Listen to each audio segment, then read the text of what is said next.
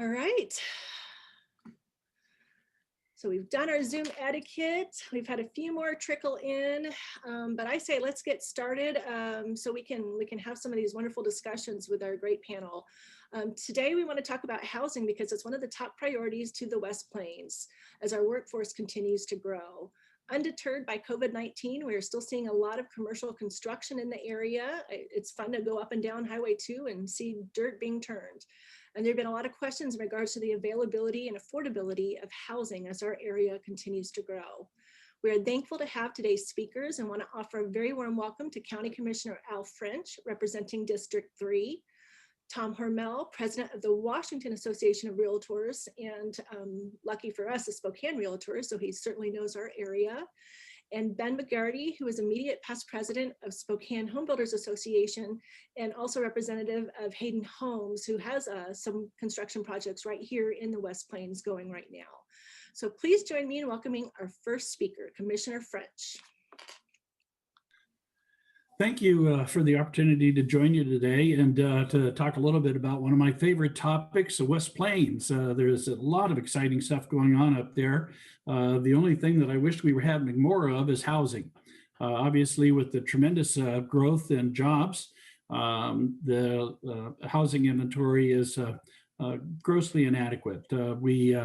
And part of this is a result of the 2013 comp plan update that the county engaged in, and then was found themselves in litigation with the Department of Commerce and WashDOT that objected to the amount of land that we had allocated on the West Plains for housing. And so we ended up having to reduce it. And guess what? Now we have a housing shortage, which creates not only challenges for WashDOT in terms of additional traffic on I-90, but also on Highway 2 and all the other internal streets. So one of the things that the settlement agreement that we entered into does allow for is a swap. We can take an area that's inside the UGA boundary, the urban growth boundary, and that is maybe not ripe for development or configured in a place to where it is desirable, and replace that with other land that could be brought in. And so one of the things the county has agreed to do is our outdoor recreational vehicle park that's located north of Airway Heights. That is inside the urban growth boundary, but does not have to be. And so we've agreed to take that out of the urban growth boundary and put that land capacity in another location inside the West Plains. We are working with one developer, and we're trying to get through that process with them. But if we're not successful with them, then we'll find another developer to try and bring more land inside the urban growth boundary on the West Plains to support housing.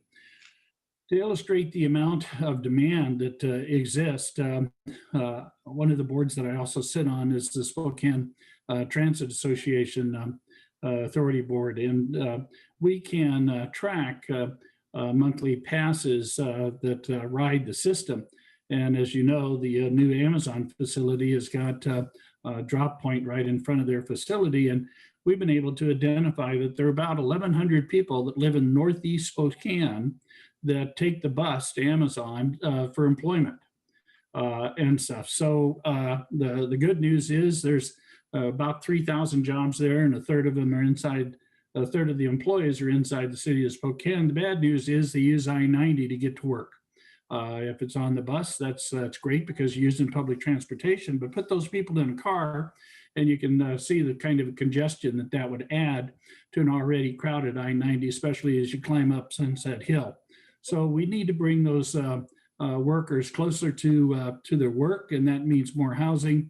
And so we are working aggressively to try and find opportunities to provide that housing on the West Plains. So that's kind of a real quick update with regard to the housing. Do you want me to stop there and let some of our other speakers join in, or would you like me to cover anything else?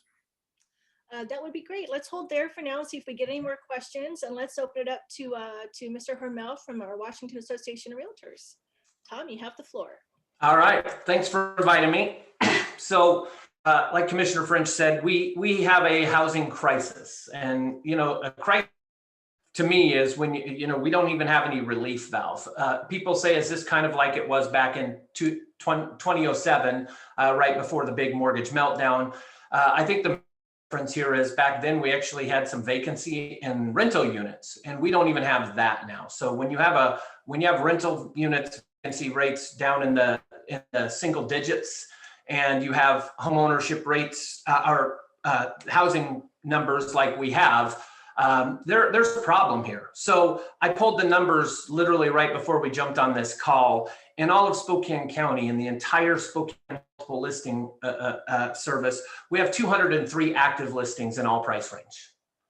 So just to give you guys a little snapshot to look back, if you go back to 2018, 2019, we were hovering around 12 to 1,500 at the same time. So there's a problem there. Part of the problem, I think, is, part of the problem is that we're relying on bad data. I think the cities and some of the areas are. I know the city of Spokane just did a housing study, and their housing study came back and said that we were underbuilding by approximately 70 units a year. We all know that that's not reality. That we're underbuilding by a lot more than that for the amount of inventory that we have. By the way, the same company that did that study did a study for the state, paid for by a different entity, came out with results and said that statewide we were 265,000 homes short, or some ridiculous number like that. And our portion of that in Spokane County was approximately 70,000 homes. So I don't know how 3 years later they can tell us we're only underbuilding by 70 units per year. Those numbers just don't jive. And it was the exact same company that did both of the studies. So is there a way out of this? Not in the short term. We don't have the available lands like Mr. French is talking about. We don't have the lots available, and we've got to figure out a way to fast track some of these subdivisions when somebody does have an idea and how to build and build. Typically in Spokane, in Spokane or the city of Spokane Valley, it's a 2 to 3 year process to get a full subdivision approved and ready to build. Well, 2 years from now, we're going to have a worse case scenario than we do now. What we have seen price wise, if you go back 4 years ago, our average sales price, our median sales price was $167,000. We're now up over $300,000 for a median sales price. I don't know about you guys, but I don't think most of our people have had a wage increase of 66 or 70%. But we've had a housing increase of 66 to 70%. So I don't know, again, there's no quick answer to this problem. But the problem that we have is we can't play stalemate on all of it. We can't get overwhelmed by the problem and then not do anything for the problem. And part of the problem also is we have a shortage in labor. Ben's going to talk next, but I'm sure he could tell you that, the qualified subs that we have out there, there's just a shortage of them. Figure out a way to get into the and talk to kids about trade schools, maybe versus all 4-year universities, and get some of these trades up and running. Because I tell you, I do a lot of new construction. I've been a realtor since 1998, and I've really done a lot of new construction development stuff over the years. And I could tell you that what I'm hearing from builders is that some of them even have lots that they could build on. They just don't have the capacity to build any faster than they are because the trades works are not there. And they don't want to step outside of their known trades because the quality of construction could fall off and then they'd have an issue there. So I think that this is the approach we have to take to this is to work on getting more tradespeople, to work on getting more land, to work on opening up more land for development. We can't keep this closed-mindedness that we don't want people moving to our area. You're either growing or you're dying, and that's just reality. And Spokane has been found. This last year, the National Association of Realtors had a summit with a whole bunch of economists, and those economists all rated us in the top 10 markets for growth in the next 5 years. And these were not just real estate These were not just our paid economists. These were all real estate economists from all over the nation. And they said that there was only 2 areas in the entire West Coast that they named, and one was Boise and one was us. So we have got to be prepared for that growth, because businesses won't move here if they can't house their workforce. So we need to work on workforce housing. We've got lots of ideas to do that. We'd love to work with your chamber and your folks on how to make that happen, with the county on how to make that happen. We can't keep doing things the way we've been doing things and expect a different result. That's the definition of insanity. And we keep doing it that way. So I'll stop there and let Brian jump in and say what he's got to say, but I'll stick around and we can talk some more. Thank you, Tom. And let's go ahead and switch to Ben McGerty. All right, I'm Ben McGerty. I'm the immediate past president of the Spokane Home Builders Association and regional director for all of Hayden Homes operations in the inland Northwest and North Idaho. Hayden Homes has been building in the Spokane area since 1993, with our initial years being exclusively on the West Plains and Airway Heights. And over the past 27 years, we've built 1,800 homes throughout Spokane County. We're currently building in the West Plains in a community called Aspen Park, and in Airway Heights in a community called Traditions. Our business model is uniquely focused on offering a home that meets the area median income threshold in each city that we build, and then going up from there. Most builders bring a home to market that meets the area median new home price. We work to offer a home that those living in the community can afford. It is impossible right now to bring a home to market that meets the area median income threshold. This is due to extreme costs, increases in land, lumber, and now the Washington energy codes. To give you an example, the area median income in Spokane right now is about $52,000, which equates to a buyer being able to afford $253,000 home.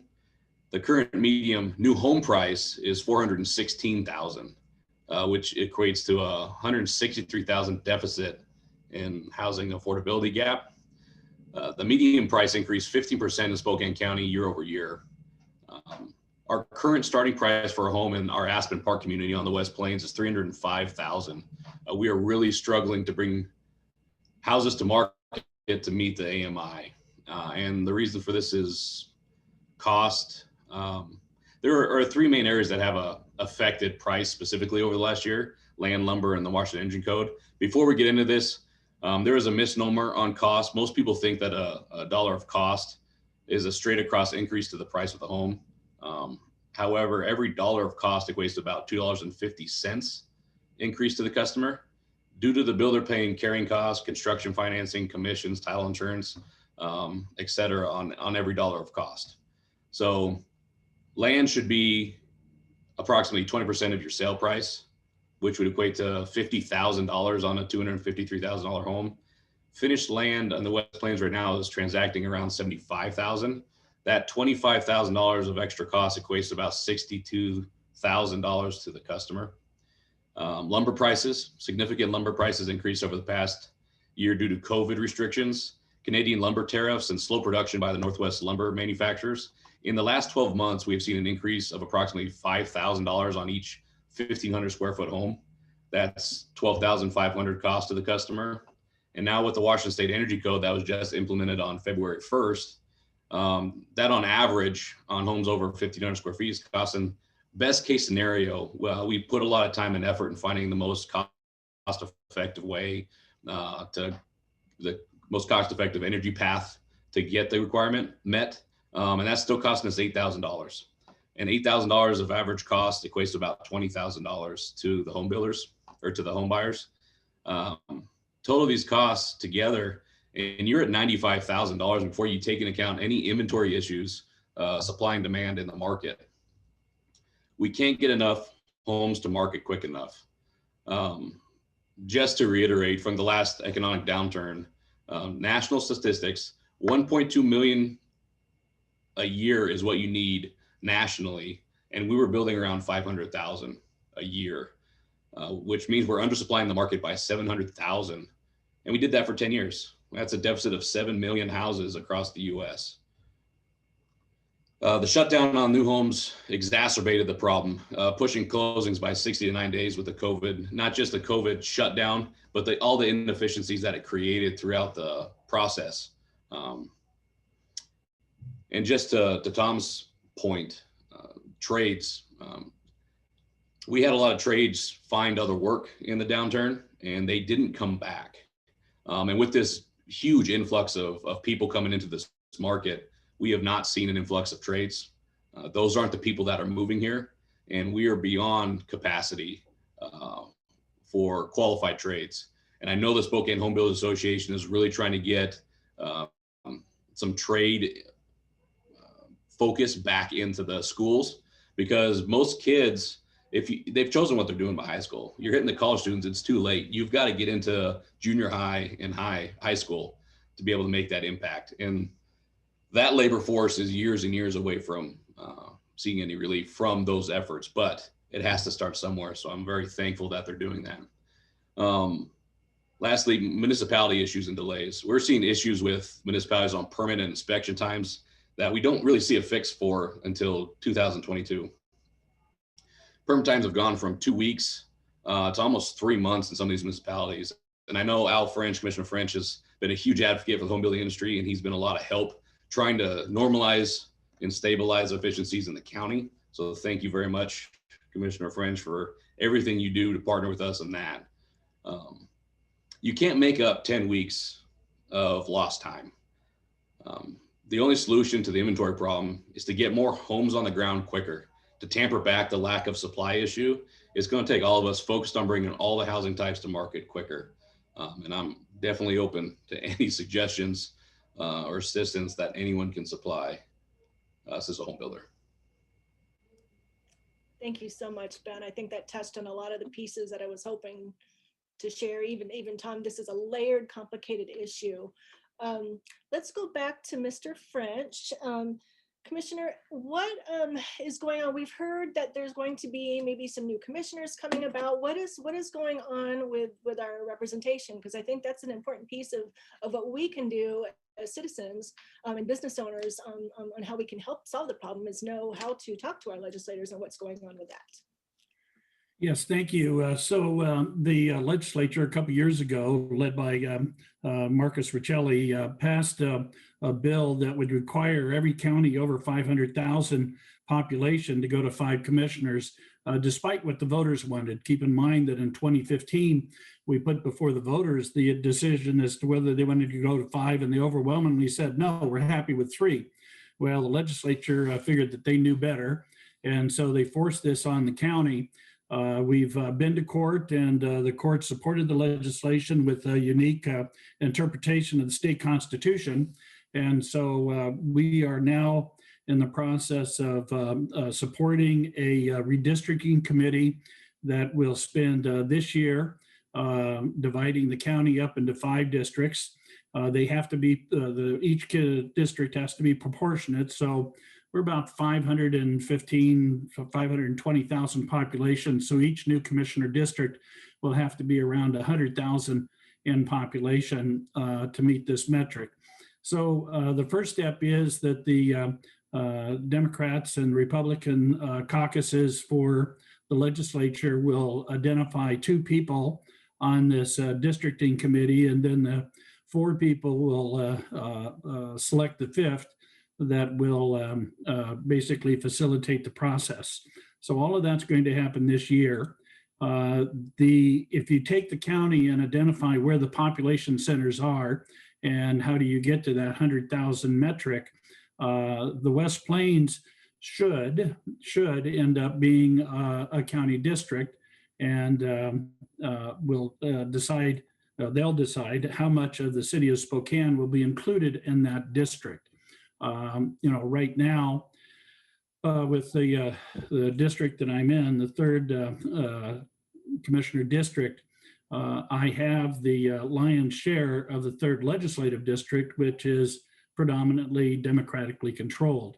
And so it's not a secret that during the primary, it's a little bit of a challenge. When I go countywide, I win by a significant margin. We'll see how the districting committee will shape the boundaries, and how much of the third remains in the district that I serve, or the West Plains.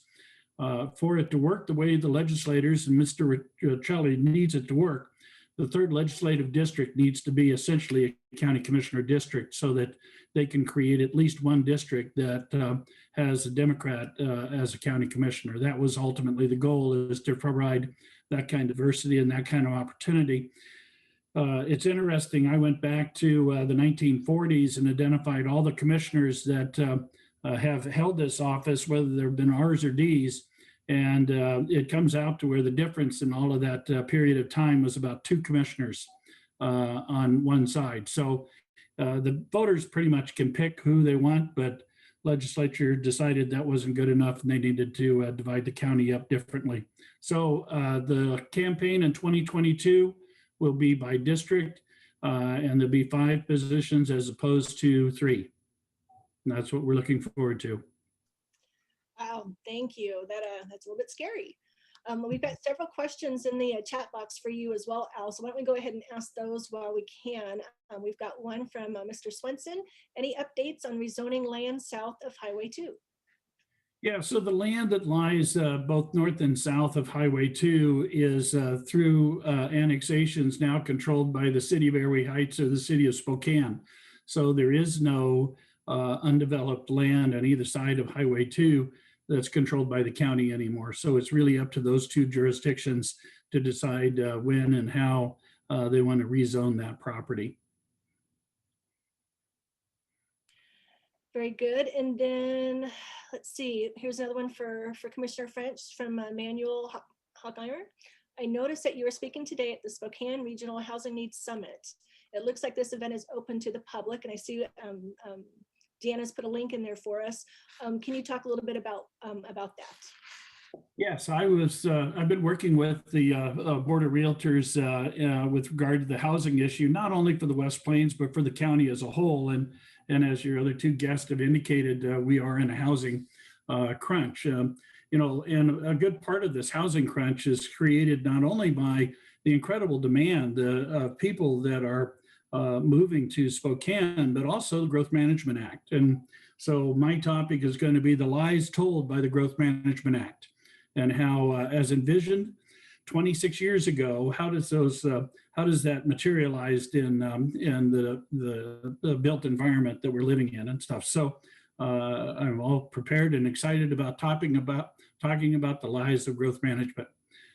I noticed that one of the other questions was about the Building Code Council. I do serve as one of 2 county commissioners on the Building Code Council, and it's an interesting board because it's heavily populated by the west side of the Cascades and the other side of the I-5 corridor. And because of that, we tend to end up dealing with issues that are probably more prominent on the other side of the state than they are here.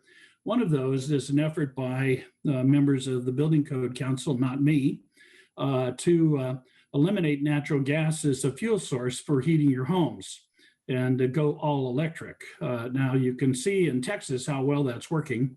And the other part of it is that on the other side of the state, they can use heat exchangers to heat their homes because they don't get down into conditions that have snow or 0 degrees, where here we do. And so those heat exchangers don't work when you get down below 20 degrees and stuff. And so my hope is that some of those with the recent snow over in Seattle understand how important natural gas is to heating your home when those heat exchangers just don't work. The other thing is that the other county commissioner and I, we did lead an effort to try and extend the impact of the building code from 2015 to 2018, and particularly the energy code, which was spoken to earlier. That energy code adds quite a bit of cost to the house and eliminates a lot of families out of affordability. We were able to convince on a split vote to extend the implementation of the building code and the electrical code from February 1 until July 1.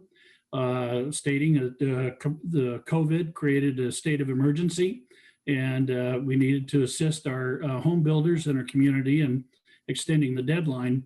A week later, the governor overturned that ruling, And then a week after that, the governor eliminated the other county commissioner on the building code council.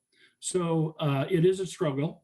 Unfortunately, the building code council is populated by those on the other side of the state that don't understand what happens when the temperature gets a little cold and there's snow on the ground. Hopefully that helped answer that question. I think so. Now, Mitch had a little clarification for his question about issues with the flight path on the land south of Highway 2. I don't know if that changes that answer for you. Yeah, so the developer we're working with does have land on the north side of Highway 2 and Hawthorne Road. And so we were in the process just recently. The Fairchild Air Force Base has expressed concern about the flight pattern and whether those new homes should be located there or somewhere else. We're currently working through that issue, and if we're not successful at locating the homes there, then we'll find another developer that we can do the land swap with. One way or the other, we want to add more land into the West Plains to support housing because we are running out of land, and that's obvious. So, but the county is committed, and I think that's the good news. The county is committed to trying to find somebody to partner with to make this swap a reality so that we can get more land and more housing happening. You know, when we talk about the growth of Spokane County, our in-migration, that's people moving into Spokane County, is outpacing our natural growth by a factor of 8 times as fast. So the creation of jobs and stuff is attracting a lot of folks to this area. The other thing that's a significant factor is a theory called climate migration. Those that are living in climates like California and Arizona and other parts of the country that are impacting or experiencing the impacts of climate change are looking to relocate to other areas, and Spokane and the Northwest is very attractive. And so we're seeing in-migration because of the climate migration, not only in Washington, but in Idaho and even in Oregon. So they're coming, folks, and we need to get ahead of this and be ready for it. Thank you. Thank you. Okay, so there was a question here about rental properties being vacant in the West Plains. And I'd like to kind of push that to Mr. Hormel about are we overbuilding rental properties, and is it taking away space for building homes, and what your thoughts are on some of that. I mean, that's a tough question. I don't know of a whole bunch of empty rental. I don't know what this person was talking about directly, but you know, we are seeing with the people moving to the area, not only people moving to the area, there's a few factors that a lot of people might not completely understand. And one is the millennial generation is now in their mid-20s to late 20s. And that is the largest subset of home buyers and family formation that we've ever seen. They're larger than the baby boomers. You couple that on top of we are living longer and staying in our houses longer, so that inventory doesn't overturn. So I don't think, I mean, personally, of course, I'd love to see more housing starts and more ownership starts.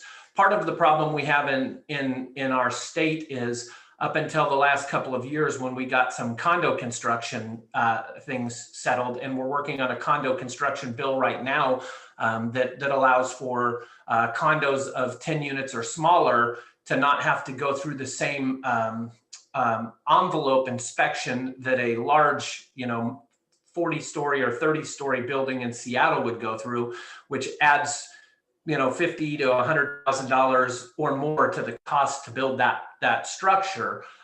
So we don't have a choice, and sometimes the land is that land was already designated for a higher density.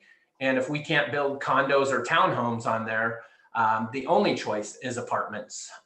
So I'm sure that there are a lot of builders out there that would love to be building smaller condo stuff and selling that outright, especially with the, it's kind of a scary thing to be a landlord right now with the eviction moratorium that keeps getting pushed off and pushed off and pushed off and all of those types of things that are happening. So Mitch just put there's a 2% vacancy or less in our area. That's low.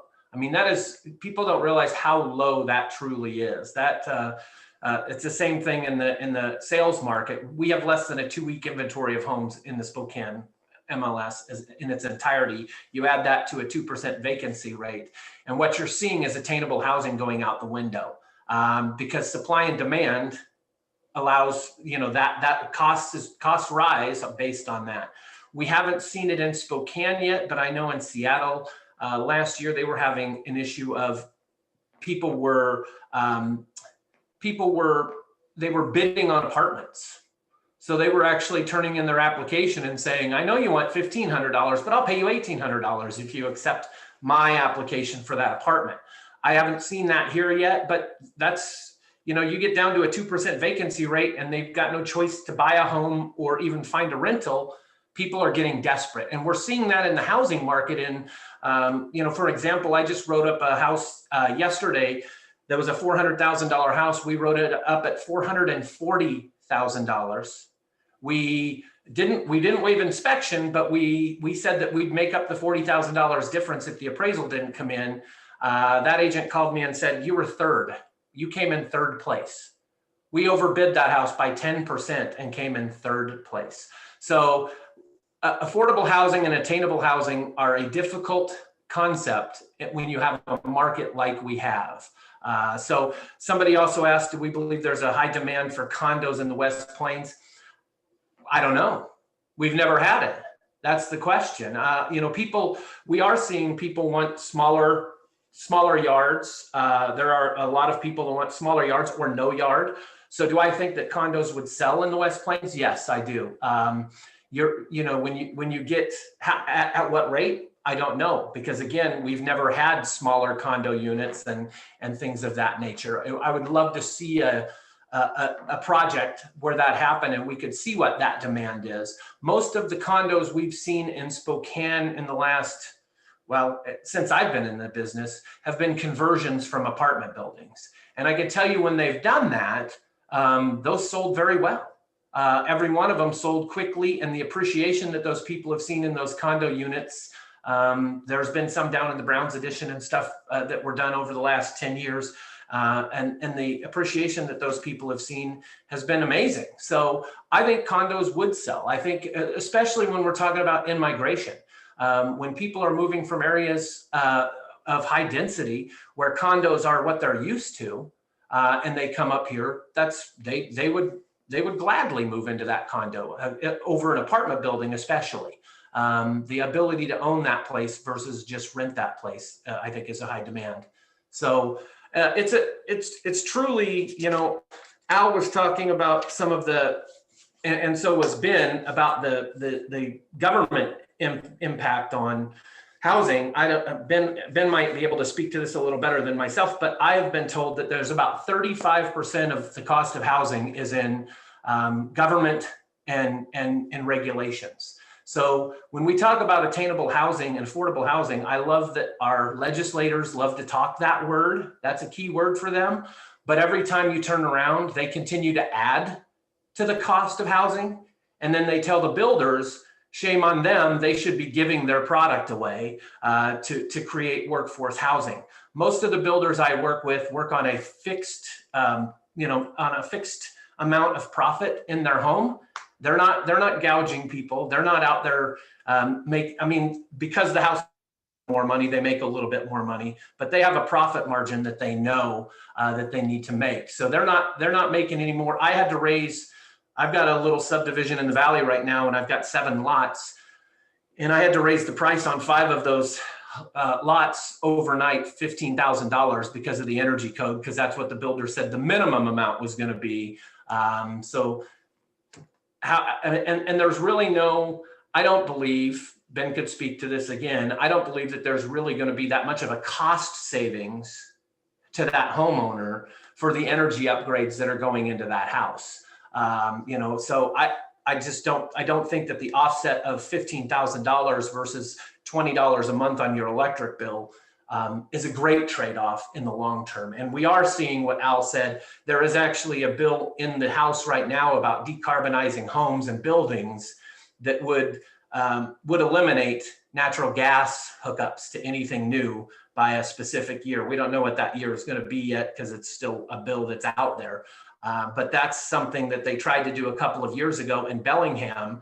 And as a matter of fact, they were actually saying the original part of city council bill had to remove it from existing homes when you sold the home. It was a point of sale requirement. So you go to sell your house and now you got to take out your gas fireplace. You got to take out your furnace. You got to take all that, your gas stove in your kitchen before you can sell that home. So it's getting a little bit ridiculous. And like I said, the worst part is as the legislature talks about affordable and attainable housing, they continue to pass legislation that make it more expensive.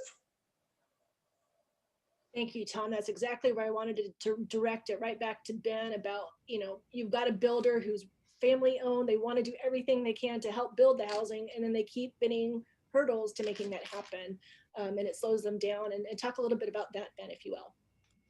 Absolutely. I mean, with this last energy code adding $25,000 to $30,000 overnight to the cost of homes, a worst case scenario, you're pricing, 5,000 people out of the market. Best case scenario, you got homeowners that are going to have to choose or not choose options in their home that they want in their home, their dream home that they've been working for, because the government's mandated energy efficient features into their home that in all reality, they're not going to realize any of the cost benefits over the life of their home. You're never going to get that money back. It's really gone beyond any kind of reason. I mean, it's become a point of contention for Inslee. It's kind of his baby, but in reality, we are making these homes. They're not thinking the thing through. The electrical grid can't handle switching everything over to electric. There's renewable natural gas options that are out there that aren't being looked at by Olympia. There are a lot of ways to get what we want. House to Home is a series that actually did a little thing about this that you should be available in a couple of weeks on the Spokane Home Builders website. And it addresses this specifically. It's got some members of Avista on there, as well as some local builders to talk about this specifically. No one's thinking about the broader impact down the road with talking about the energy and the gas and all this kind of stuff. And to Tom's point, there is that on the table where you're going to force home buyers to upgrade their electrical panel or whatever to handle all of these new electrical features in their home that the grid can't handle right now as it is.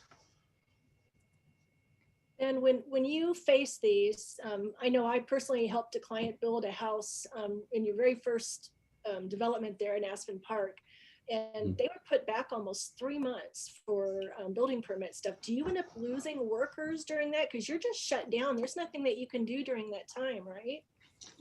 Exactly. I mean, there was a replat process that we had to go through because the first houses in that Aspen Park development were released in July, and it took till November to cut through all the red tape to change a sentence in a plat, which luckily with the size of Hayden Homes, we were able to shift a lot of our trades around to some of our other projects, because if you don't keep those trades consistently busy, they're gone and they're not coming back. So it is very, very important for us to be able to maintain that momentum and maintain those trades and give them something to do. Unfortunately for the homeowners in that case, they were a victim of bureaucracy at that point. The frustrating thing with that specific situation is it was a sentence that was put in there that didn't need to be in there. And we had the geotech reports to support that it didn't have to be in there. But because of the COVID restrictions and nobody's meeting face to face, it causes this plat to be sent all over Kingdom Come. And it took, from July to November to get it solved. And believe me, there was plenty of pressure from our side to try to get it done, and the homeowner side. And there's no efficiency. We've lost so much efficiency in the building process. It's going to be hard to recover from that. Well, and you guys did a fantastic job of doing everything you could on that level. But Commissioner French, this is where it seems like we all know what the problem is, but what can we do as business owners? What can we do as citizens and homeowners ourselves to make our legislators understand that we cannot afford holdups like this, or we're going to just cause mass chaos. If we're in a crisis already, it's only going to get worse. What can we do to help?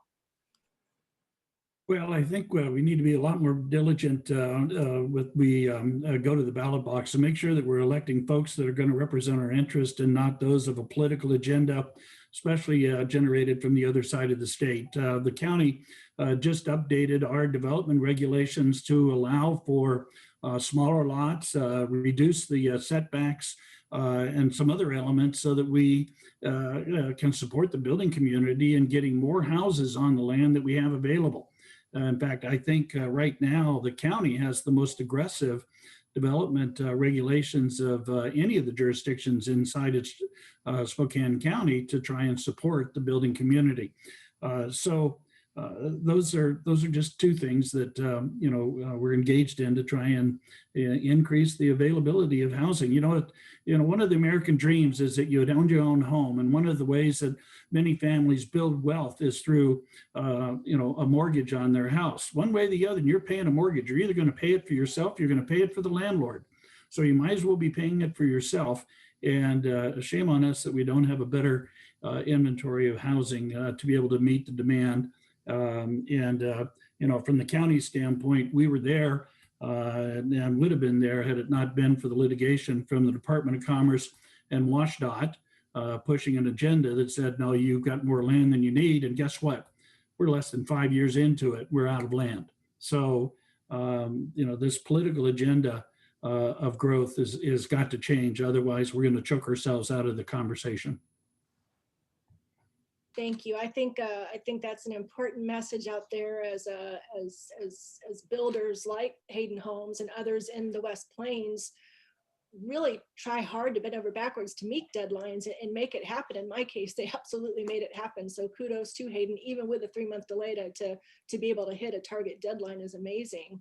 But I think this comes along to this next question we have from Mr. Schneider about infrastructure. And I think that's one of the big things I've been so impressed with Todd Coleman and what this West Plains growth committees are involved with is making sure we have the water and the infrastructure to make that happen. I don't know who would like to take this question, maybe Commissioner French, about the Amazon traffic going home via Geiger and I-90, but I see a lot of forward thinking on the infrastructure here, and maybe you can talk a little bit more about that. Yes, so we've made a pretty significant investment in that between the Medical Lake interchange and the Geiger interchange. That construction continues to go on now to accommodate not only the traffic that's being generated from Amazon, but there will be another fulfillment center located directly to the west of it. And then there's other businesses that are coming to that area. So building infrastructure and trying to accommodate that growth is critical. While there are improvements, with more growth comes more demand. And so we're actively involved in conversations with WashDOT and with other, the city of Airway Heights and the city of Spokane, and what other improvements do we have to make out there to be ahead of the curve. We do not want to look like I-5. We do not want to look like Seattle. And so that means we've got to invest in front of the development, which we're doing. I mean, between Medical Lake and Geiger, we're investing something like $60-some million in road work, overpass expansion, circles, extension of water and sewer. So all of that's to accommodate the growth that's coming. And it's not just the Amazon. You've got Harlan Douglas building 15 warehouses to the east of the Amazon building and already starting to fill up those buildings and stuff. So there are a lot of good things happening in the West Plains, but we just got to keep pace with all of it. Christy, one thing that everybody needs to know is if we don't do it, Idaho is building a lot of homes in Post Falls, and folks are going to take the jobs in Spokane.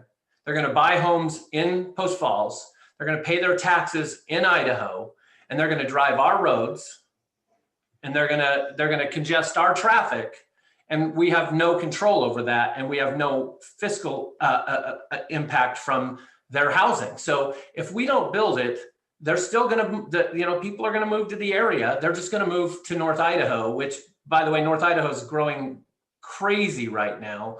And so, we can't just say, let's stick our head in the sand and ignore this problem because it'll resolve itself. It will, but we won't like the answers that get resolved. So the question that Christy answered is, how do we work with this? You guys all need to be dialing your legislators. When you hear about bills about decarbonizing homes and the cost that'll make after what we've seen happen in Texas, you need to call your legislators and tell them that's not a good idea. You don't support that idea. And if they support that idea, you're not going to support them in the next election. That's how things happen is they want to hear from constituents. They want to hear from people that vote for them. And if you guys are silent, your silence is telling them that what they're doing is going down the right path.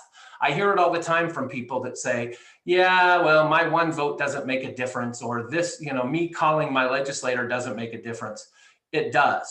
We've seen, I think in this last election, we had a couple of elections that were decided by a bottle drop or a bottle spin, that because their votes were literally identical. So don't tell me one vote doesn't matter, but one vote matters, especially if that one vote is somebody that calls their legislators, calls their city councils, joins their groups like you guys, their Chamber of Commerce, to make stuff happen. We have to have grassroots movements to stop the tide of what's going on out there. And if that legislator gets 200 phone calls from people from the West Plains about a bill, they're going to take notice. They're really going to notice that over somebody, even a lobbyist being in their office. They're going to notice it because those 200 people mean that they're going to have a job in 2 years or not have a job in 2 years. So get involved with your chamber, get involved with your legislature, start calling these people, look at the bills that are out there that are slowing down, building and hurting the cost. Because when that cost, like Ben said, when that cost goes up $10,000, you roughly eliminate 5,000 people from being able to afford that home. That can't be okay with us. We need workforce housing, we need attainable housing, and we need it in our county and not in Idaho. Yeah, I'd like to piggyback on what Tom just said. Last fall, Kootenai County projected that in the next 20 years, their population would go from about 85 to 90,000 to over 300,000. That's a tripling of their population in a 20-year period. If Spokane County experiences anything close to that growth, we are well behind the curve. And so we need to catch up. Otherwise, our employment base is going to be Idaho residents and not Washington residents. And also to Tom's point, we got to jump in now. The time to act is now, to contact your legislators and everything. This energy code, the impact, the $25,000 that went up right now, it's going to happen again. It may be worse, but it's on a cycle. So in 2 years, we're going to be going through this again. So we have to start now. Thank you. I can speak to this personally. Just last night, I'm a realtor as well, and I had to send one of my clients that I just bought and sold 2 or 3 homes for that family in the last year. I had to send them to Idaho for referral because I don't work in Idaho, and it breaks your heart every little bit. So this isn't what's coming down the road. This is what's happening now. So I thank Commissioner French, Mr. McGerty, and Mr. Hormel for sharing their insights on that. I've got a final question here that we'll get to. What is the best phone number to call legislators? What do we recommend for people who want to reach out?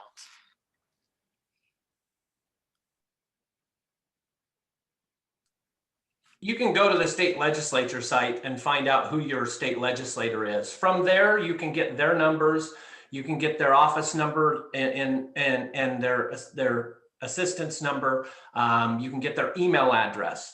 And when I tell you to hit them both ways. Send them an email, call them, and then do it again next week. I mean, honestly, you need to let them know that this isn't hey, I took a class or I listened in on this one speaker, and so we all made this call today.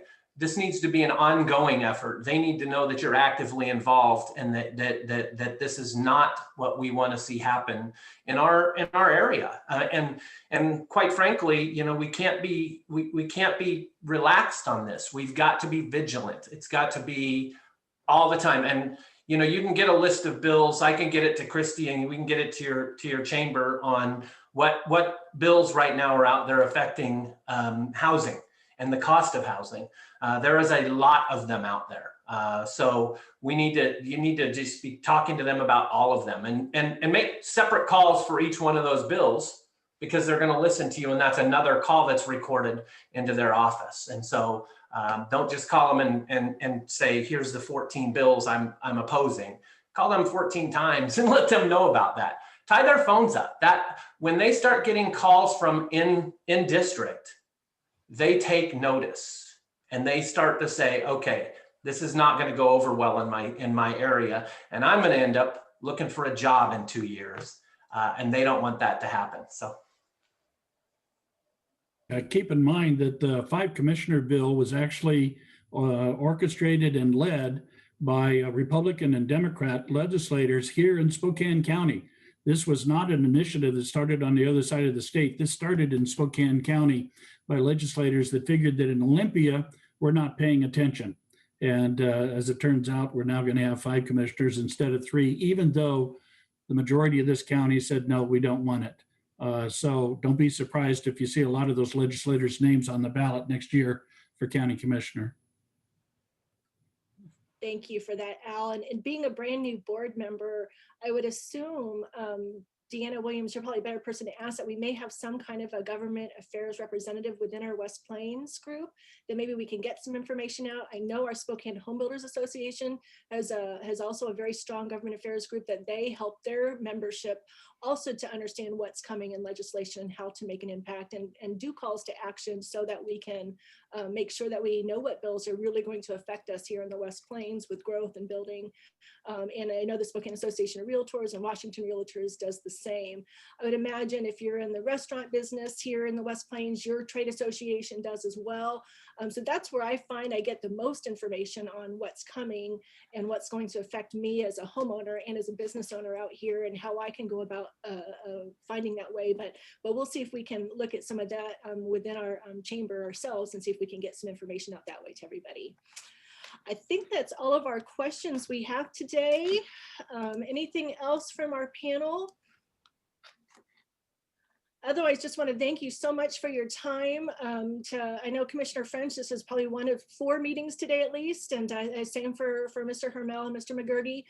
We thank you so much for your insight, and thank you for your participation and help in all of these issues with everything that's going out here in the West Plains, because this is a vibrant, growing area, and there's a lot of excitement this way.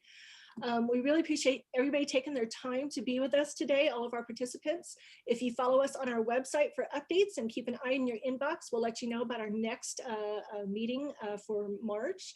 And mark your calendars for, it looks like, April 21st is our next monthly Zoom event, and it's going to be Women in Leadership. Deanna, anything else we need to say before we let everybody go? Nope, I think that's it. Thank you, Christy. Fantastic. Well, thank you everybody for joining us, and we look forward to seeing everybody in April, and thank you so much, panel.